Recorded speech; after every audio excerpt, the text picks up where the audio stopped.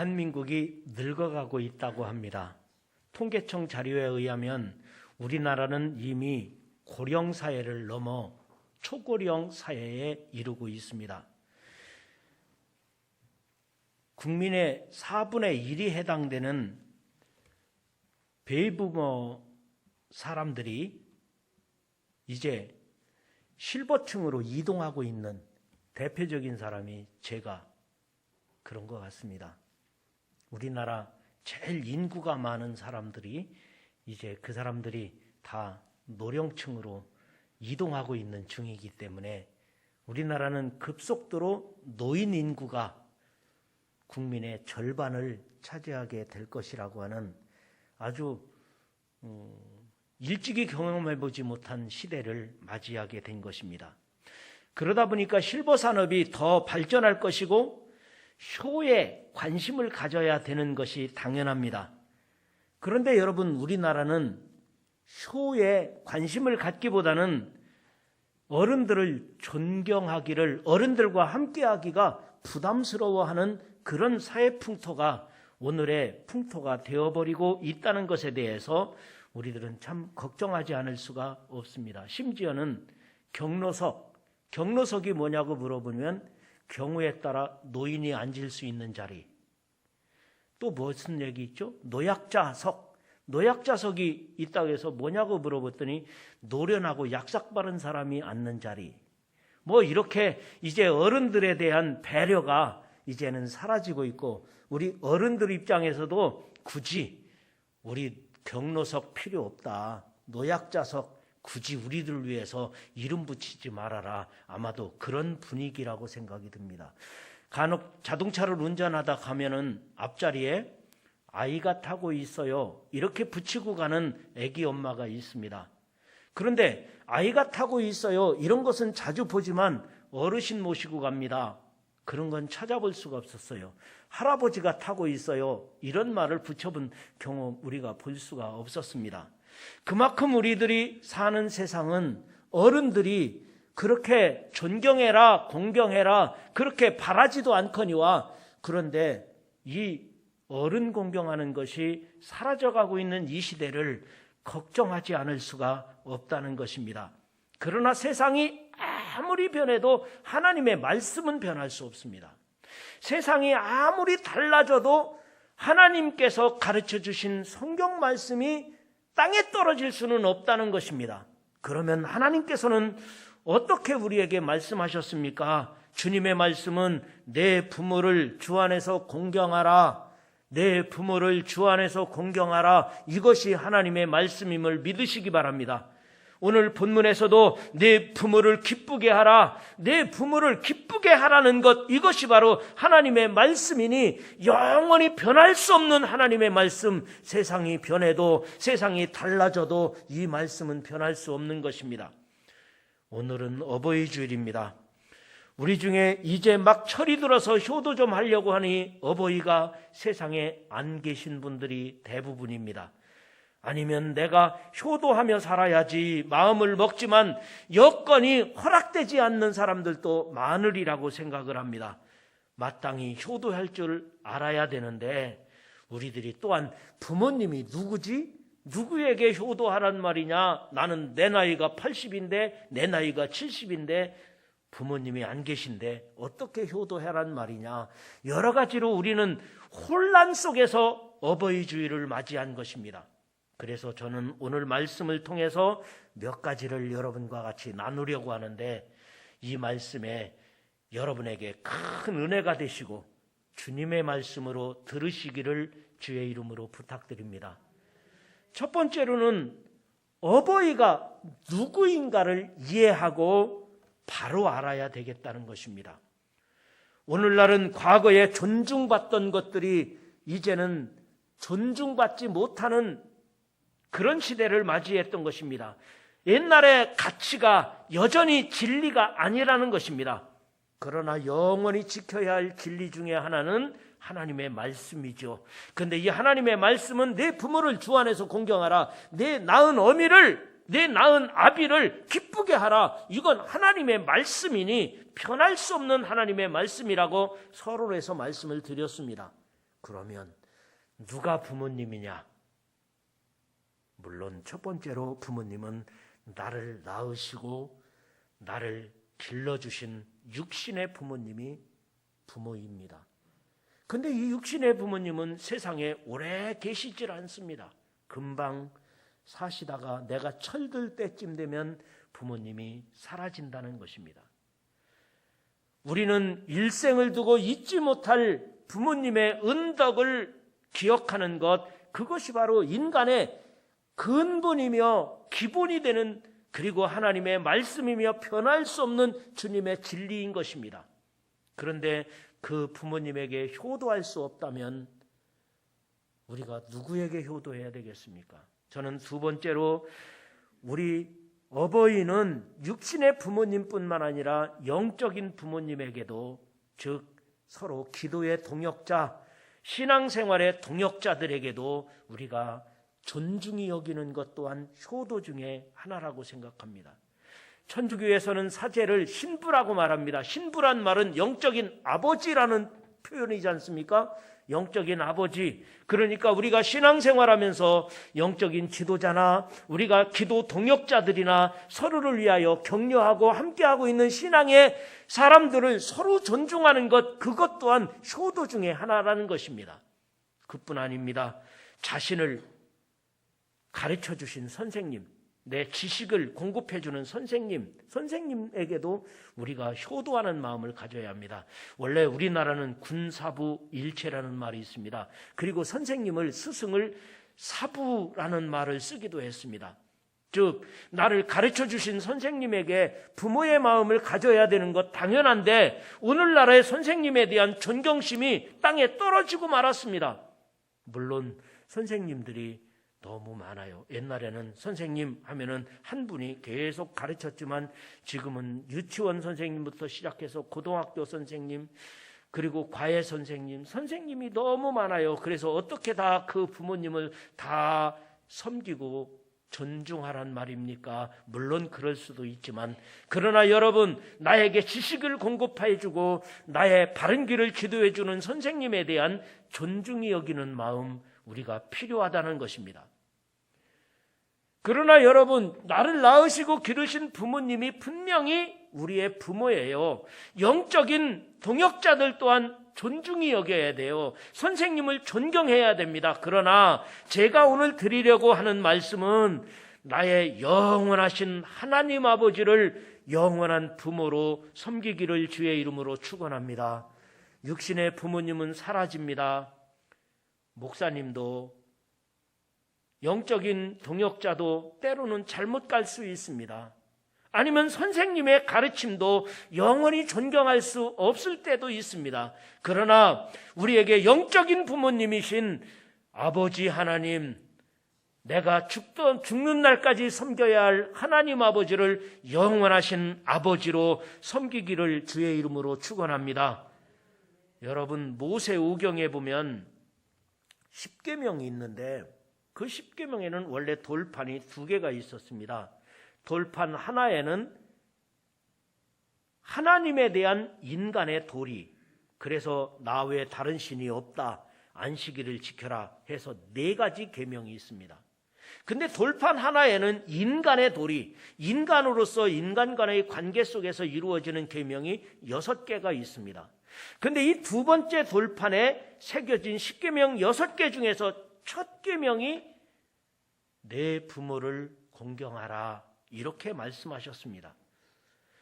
그래서 우리들은 이 말씀대로 사는 것인데, 사도 바울도 로마서 1장에 보니까 하나님을 떠난 사회가 어떤 사회냐, 하나님을 떠난 사회를 말할 때 부모를 거역하고 라고 말합니다. 부모를 거역한 사회가 하나님을 떠난 사회라는 것입니다. 그리고 또한 디모데후서 3장 1절에 보니까 말세의 징조가 나옵니다. 마지막 때는 말세의 징조가 여러 가지 나오는데 마지막 날에는 말세의 징조 중에 부모를 거역하며 라고 말합니다.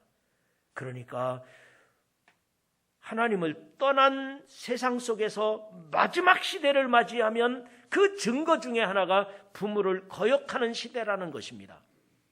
그런데 여러분, 오늘날 우리가 사는 이 시대야말로 그런 시대가 아닐까 하는 염려를 걱정을 해봅니다.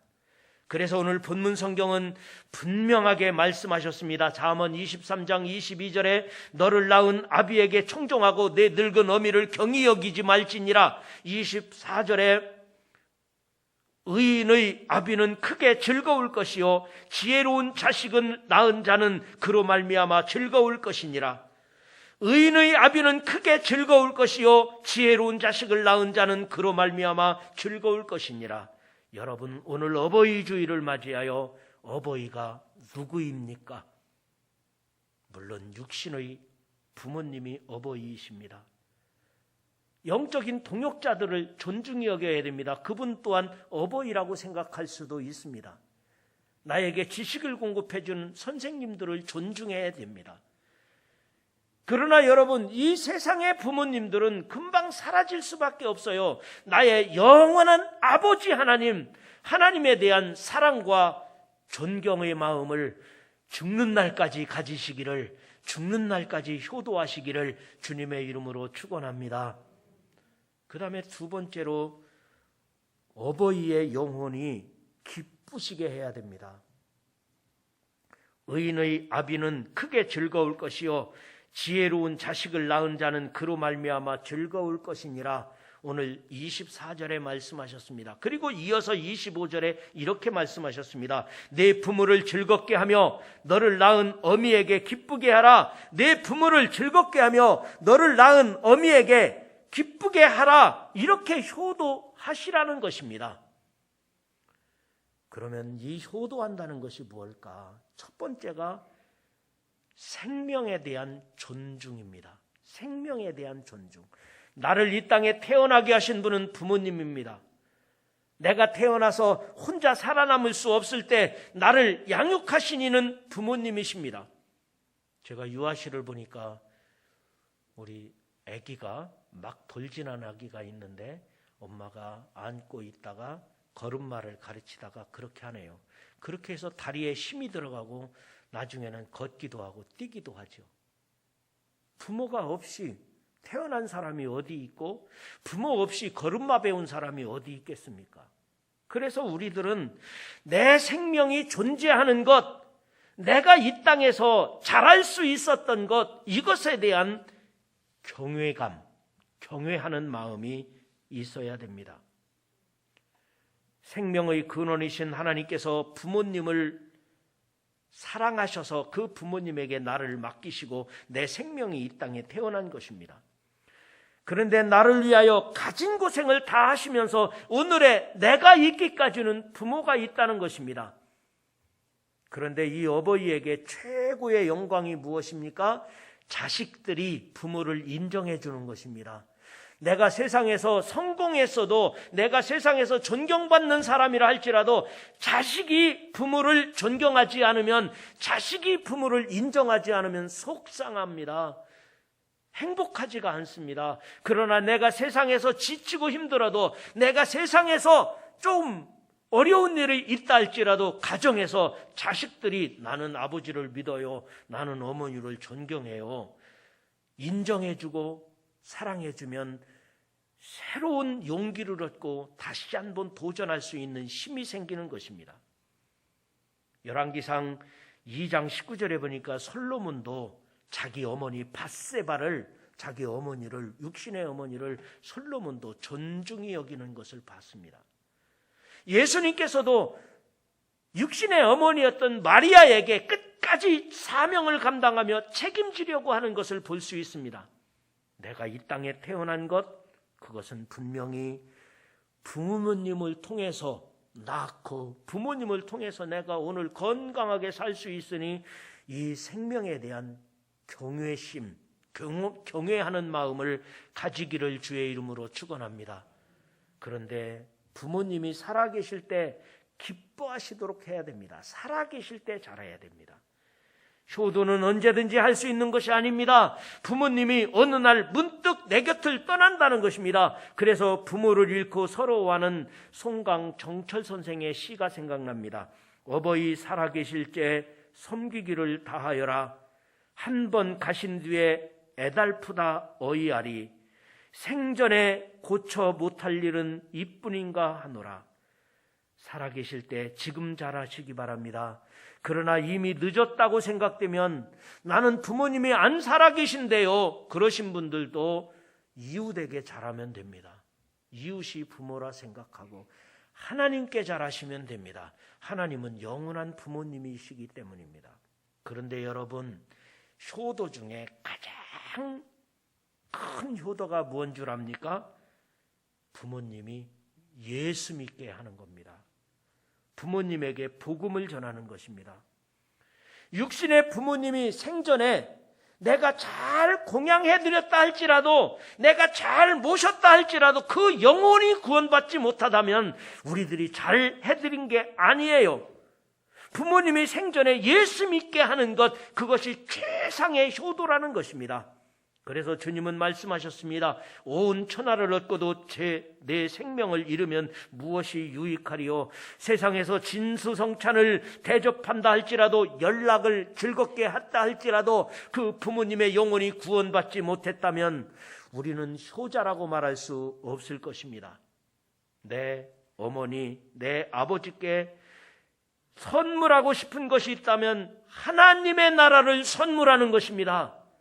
천국을 선물해 드리는 것입니다. 하나님께서는 인간을 사랑하셔서 하나님 형상으로 창조하시고 하나님께서 우리와 영원히 함께하기를 원하셨습니다. 그런데 인간은 죄에 빠져서 하나님 나라에 갈 수가 없이 하나님께 구원받을 수 없는 존재가 된 거예요. 그래서 예수님께서 이 땅에 오셔서 내 죄를 사하시고 십자가에서 죄 사함을 받게 나를 구원하셔서 누구든지 예수 믿는 자는 구원받은 것입니다. 누구든지 예수님의 이름을 부르는 자는 구원받은 것입니다. 십자가의 보혈의 공로를 믿고 주님께 나아가는 자는 구원받았다는 것입니다. 그래서 우리는 예수님을 선물해 드리는 것입니다. 예수님의 이름을 말씀드려 줘야 되는 것입니다. 예수님이 최고의 선물입니다. 그래서 혹시라도 우리 부모님이 구원받지 못했다면 내가 금식하면서라도, 내가 작정하며 기도하면서라도 내가 부모님에게 이번 5월달 가정의 달은 꼭 복음을 전해드려야지, 예수님을 선물로 드려야지, 복음을, 예수님을 내가 전달해 드려야지. 이게 가장 큰 효도라는 것입니다. 여러분, 그렇게 하시기를 주의 이름으로 축원합니다.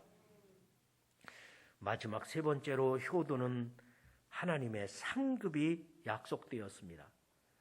다른 계명은 약속이 없습니다. 살인하지 말라. 그러면 살인하지 말아야 되는 거예요. 살인하지 않는 사람에게 상급이 있는 게 아니에요. 간음하지 말라, 하지 말아야 되는 것이지 간음하지 않은 사람에게 상급이 예비된 게 아니에요. 그런데 이 효도하는 것은 뒤에다가 약속을 붙여놨어요. 하나님의 약속. 약속 있는 첫 계명이라는 것입니다. 부모님을 기쁘게 하는 효도는 반드시 하나님의 상급이 있습니다. 그래서 성경에는 그 약속의 말씀이 계속 선포되는데 저는 그 말씀이 이루어지리라고 믿습니다. 효도하는 여러분 모두에게 그 약속의 말씀이 이루어지기를 주님의 이름으로 축원합니다.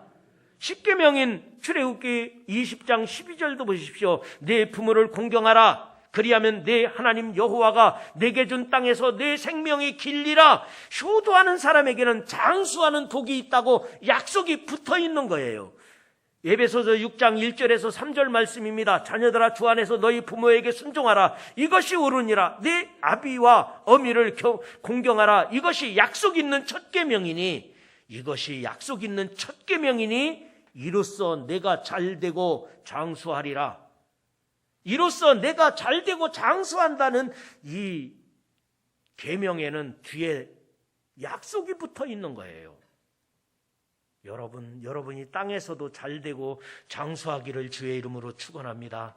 그 사람은 약속하신 대로 부모를 공경하는 것입니다. 부모 공경한 사람 치고 잘못되는 법이 없고, 부모 학대하는 사람 되고 잘되는 법이 없습니다. 그래서 약속 있는 첫 계명이라고 말씀하셨습니다. 옛날 조선시대에 임금님께서 개성을 방문하게 되었습니다.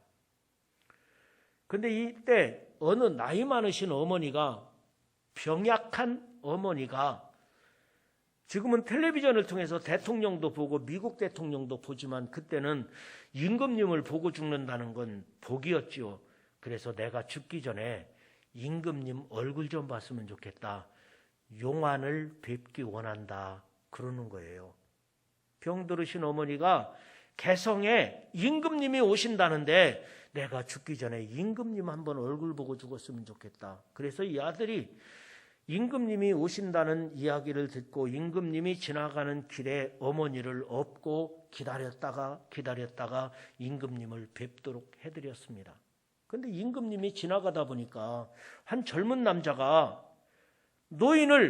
병약한 노인을 업고 있는 것이 특이하잖아요. 많은 사람들이 임금님 지나가는 길을 이제 엎드리기도 하고 지나가는 길을 지키고 있는데 어머니를 모시고 노인을 모시고 있는 게 신기해서 불렀습니다.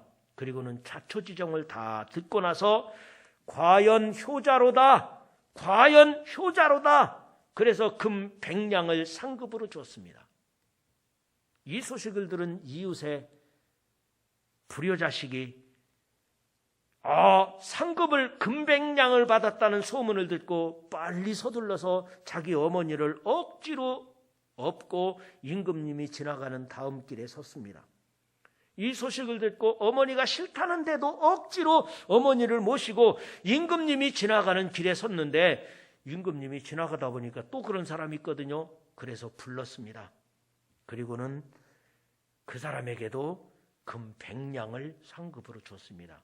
이때 신하들이 말하기를 임금님, 그놈은 불효자식이랍니다.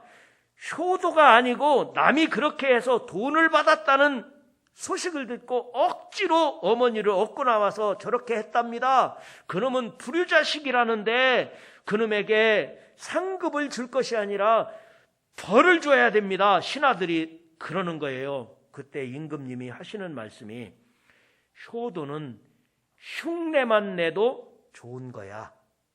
효도는 뭐만 내도 좋은 거야? 흉내만 내도 좋은 거야. 그 사람에게도 금 100냥을 주라. 그리고는 그 사람이 나중에는 진짜로 죄를 뉘우치고 효자가 되었다는 것입니다. 여러분, 흉내만 내도 좋은 게 있어요. 흉내만 내도 좋은 게 있으면 그게 효도, 전도, 기도, 이건 흉내만 내도 좋아요. 여러분, 하다 보면 잘하는 거예요. 효도하는 것도, 기도하는 것도. 언제부터 그렇게 유창하게 기도하겠습니까? 전도하는 것도 언제부터 우리가 결실하겠습니까? 흉내만 내도 잘하는 게 있어요. 흉내만 내도 나중에는 잘 되는 경우가 있어요. 그게 약속 있는 계명이기 때문에 그래요. 약속 있는 계명이기 때문에. 여러분, 이 땅에 불의한 자식이 잘된 자가 없습니다. 이 땅에 효도를 극진히 한 사람이 못된 경우도 없습니다. 효자 성도가 또 다른 효자 성도를 낳습니다. 효자 자식이 또 다른 효자 자식을 낳습니다. 이것은 약속 있는 상급이기 때문입니다. 성경은 말합니다. 사람이 무엇으로 심든지 그대로 거두리라. 효도를 뿌린 자는 효도를 거둘 것입니다. 불효를 심은 자는 불효를 거둘 것입니다. 부모님을 기쁘시게 한 자에게는 하나님의 상급이 있다는 사실을 믿으시기를 바랍니다. 오늘 어버이 주일을 맞이해서 이 땅에서도 약속 있는 계명이 여러분에게 다 이루어지시고 하나님 앞에서도 칭찬 들을 만큼 내 생에도 이 생에도 하나님이 주시는 약속의 말씀이 여러분에게 풍성하게 복으로 임하기를 주님의 이름으로 축원합니다.